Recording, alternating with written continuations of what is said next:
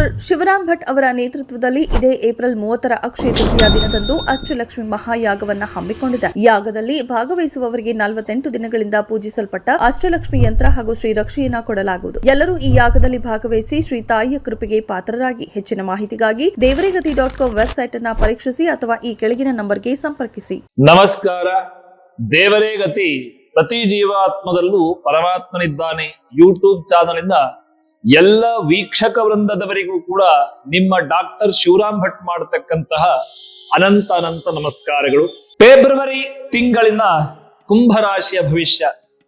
ಕುಂಭರಾಶಿ ಅಂತ ಹೇಳಿದ್ದೇನೆ, ಎಲ್ಲರೂ ಕೂಡ ಹೆಚ್ಚಿನ ಗಮನವನ್ನ ಕೊಡ್ತಾರೆ. ಯಾಕಂತಂದ್ರೆ ಕುಂಭರಾಶಿಯವರಿಗೆ ಇಷ್ಟು ತಿಂಗಳುಗಳ ಕಾಲ ತುಂಬಾ ಕಷ್ಟವನ್ನ ಪಟ್ಟಿದ್ದಾರೆ. 7.5 ದೋಷಗಳು ಇರಬಹುದು, ಅಥವಾ ಯಾವುದೇ ರೀತಿಯಂತಹ ಕಷ್ಟದಲ್ಲಿದ್ದೇವೆ, ಹಣಕಾಸಿನ ಸಮಸ್ಯೆಗಳು ನಮಗಿದೆ, ಹಾಗಾಗಿ ಆರೋಗ್ಯವು ಕೂಡ ಸರಿ ಇಲ್ಲ ಎಂಬತಕ್ಕಂಥ ನಿರ್ಧಾರವನ್ನ ಎಲ್ಲರೂ ತೆಗೆದುಕೊಂಡಿದ್ದೀರಾ.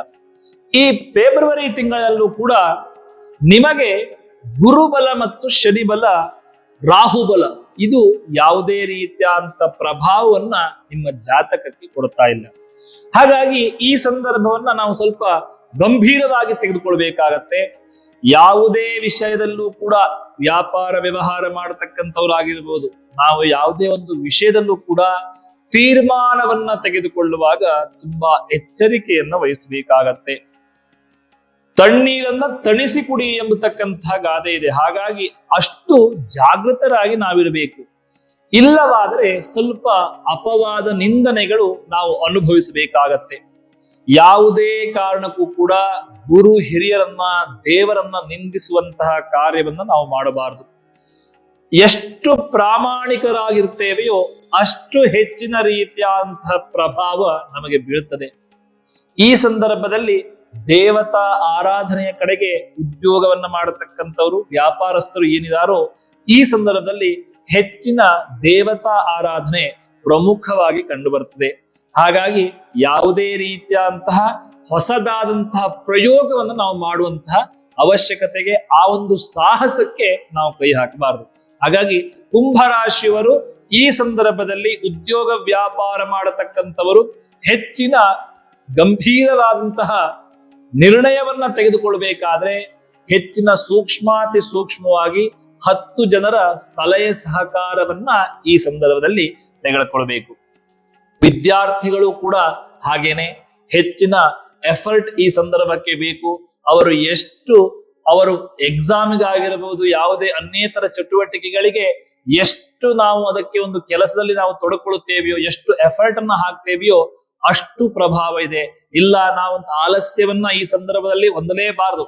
ಪ್ರಯತ್ನಶೀಲರಾಗಿರಬೇಕು, ಚುರುಕುತನದಿಂದ ನಾವು ಕೂಡಿರಬೇಕು. ಆವಾಗ ಮಾತ್ರ ವಿದ್ಯಾರ್ಥಿಗಳಿಗೆ ತುಂಬಾ ಒಳ್ಳೆಯ ಫಲಿತಾಂಶಗಳು ಬರುತ್ತದೆ. ಇನ್ನು ಈ ಮಾಸದ ಮಧ್ಯಭಾಗದಲ್ಲಿ ವ್ಯಯಸ್ಥಾನದಲ್ಲಿ 4 ಗ್ರಹಗಳು ಸೇರಿ ಹೆಚ್ಚಿನ ಖರ್ಚನ್ನ ಉಂಟು ಮಾಡತಕ್ಕಂತ ಸಾಧ್ಯತೆಗಳಿದೆ. ಹಾಗಾಗಿ ನಾವು ಹಣಕಾಸಿನಲ್ಲಾಗಿರಬಹುದು, ಯಾವುದೇ ಒಂದು ಹೊಸ ವಸ್ತುಗಳನ್ನ ಖರೀದಿ ಮಾಡತಕ್ಕಂತ ಸಂದರ್ಭ ಇದಲ್ಲ. ಹಾಗಾಗಿ ಈ ಸಂದರ್ಭದಲ್ಲಿ ಹೆಚ್ಚಿನ ಹಣಕಾಸಿನ ವ್ಯವಹಾರದಲ್ಲೂ ಕೂಡ ನಾವು ಎಚ್ಚರಿಕೆಯಿಂದ ಇರತಕ್ಕಂಥದ್ದು ಪ್ರಮುಖವಾಗಿ ಕಂಡು ಬರ್ತದೆ.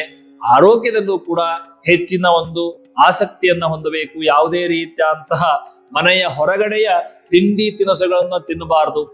ಯಾವುದೇ ರೀತಿಯಂತಹ ಹೊರಗಡೆ ಸಿಕ್ಕಂತಹ ಕರಿದ ತಿಂಡಿಗಳನ್ನ ನಾವು ಯಾವುದೇ ಕಾರಣಕ್ಕೂ ತಿನ್ನಲೇಬಾರದು. ಹಾಗಾಗಿ ಈ ಸಂದರ್ಭದಲ್ಲಿ ಶನಿ, ಗಣಪತಿ, ಆಂಜನೇಯ ಮತ್ತು ಮೃತ್ಯುಂಜಯನ ಆರಾಧನೆಯನ್ನ ಎಷ್ಟು ಆಗ್ತದೆಯೋ ಅಷ್ಟು ನಾವು ಸ್ವಂತ ಅನುಷ್ಠಾನವನ್ನ ಮಾಡಿಕೊಳ್ಳತಕ್ಕಂಥದ್ದು ಈ ಸಂದರ್ಭದಲ್ಲಿ ತುಂಬಾ ಒಳ್ಳೆಯದು. ಇನ್ನು ವಿಶೇಷವಾಗಿ ಇದೇ ಬರತಕ್ಕಂತಹ ಏಪ್ರಿಲ್ 30ನೇ ತಾರೀಕು ಅಕ್ಷಯ ತದಿಗೆಯ ಪ್ರಯುಕ್ತ ವಿಶೇಷವಾಗಿ ಅಷ್ಟಮಹಾಲಕ್ಷ್ಮಿಯ ಯಾಗವನ್ನ ಮಾಡ್ತಾ ಇದ್ದೇವೆ. ನಿಮ್ಮ ಮನೆಗೆ ಆ ಅಷ್ಟಮಹಾಲಕ್ಷ್ಮಿ ಯಂತ್ರ ಮತ್ತು ರಕ್ಷೆಯನ್ನ ತಲುಪಿಸುವಂತಹ ಕಾರ್ಯವನ್ನ ನಾವು ಮಾಡುತ್ತೇವೆ. ಹಾಗಾಗಿ ಈ ಒಂದು ಪೂಜಾ ಕೈಂಕರ್ಯದ ಸಂಪೂರ್ಣ ವಿವರಣೆ ಈ ಕೆಳಕಂಡಂತಹ ವೆಬ್ಸೈಟ್ ನಲ್ಲಿ ಲಭ್ಯವಾಗಲಿಕ್ಕಿದೆ. ಹಾಗಾಗಿ ಎಲ್ಲರೂ ಕೂಡ ಆ ಒಂದು ಪೂಜೆಯ ಸಂಪೂರ್ಣ ಅನುಗ್ರಹವನ್ನ ಪಡಿಬೇಕು. ಈ ತಿಂಗಳ ಕುಂಭರಾಶಿಯ ಪೂರ್ಣಾನುಗ್ರಹದಿಂದ ಭಗವಂತ ನಿಮಗೆ ಒಳ್ಳೇದ್ ಮಾಡ್ಲಿ. ನಮಸ್ಕಾರ. ಡಾಕ್ಟರ್ ಶಿವರಾಮ್ ಭಟ್ ಅವರ ನೇತೃತ್ವದಲ್ಲಿ ಇದೇ ಏಪ್ರಿಲ್ 30ರ ಅಕ್ಷಯ ತೃತೀಯ ದಿನದಂದು ಅಷ್ಟಲಕ್ಷ್ಮಿ ಮಹಾಯಾಗವನ್ನ ಹಮ್ಮಿಕೊಂಡಿದೆ. ಯಾಗದಲ್ಲಿ ಭಾಗವಹಿಸುವವರಿಗೆ 48 ದಿನಗಳಿಂದ ಪೂಜಿಸಲ್ಪಟ್ಟ ಅಷ್ಟಲಕ್ಷ್ಮಿ ಯಂತ್ರ ಹಾಗೂ ಶ್ರೀ ರಕ್ಷೆಯನ್ನ ಕೊಡಲಾಗುವುದು. ಎಲ್ಲರೂ ಈ ಯಾಗದಲ್ಲಿ ಭಾಗವಹಿಸಿ ಶ್ರೀ ತಾಯಿಯ ಕೃಪೆಗೆ ಪಾತ್ರರಾಗಿ. ಹೆಚ್ಚಿನ ಮಾಹಿತಿಗಾಗಿ ದೇವರಿಗತಿ.com ವೆಬ್ಸೈಟ್ ಅನ್ನ ಪರೀಕ್ಷಿಸಿ ಅಥವಾ ಈ ಕೆಳಗಿನ ನಂಬರ್ಗೆ ಸಂಪರ್ಕಿಸಿ.